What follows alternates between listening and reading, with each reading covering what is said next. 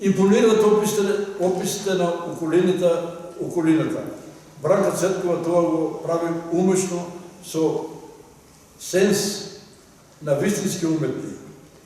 Само еден мал фрагмент на сликата за градот пред Нова година. Цитирам: старите излетени кровови со искривени оджаци се однесуваат како вековни пушучи, правејќи го пейзажот уште позатемаглен. Времето беше многу студено. Затворам цитат.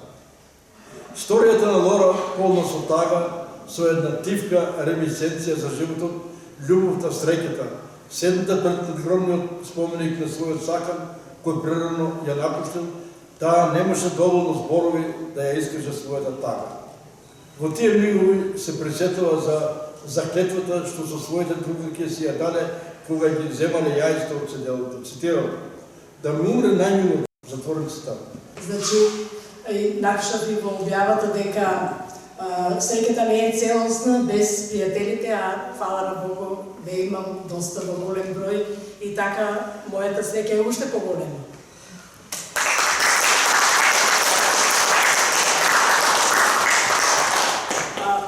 За книгата немаше да зборувам, моите драги пријатели, рецензентот и промоторот доволно кажа што треба да кажат за книгата. Останува вие да ја прочитате, па да видиме вашето мислење. Кај мене ми преостанува само да се заблагодарам на сите кои ми помогнаа за да книгата го виде овој светол ден. Кажем, било ми е што сте во толков број, што еве со мене споделивте радоста.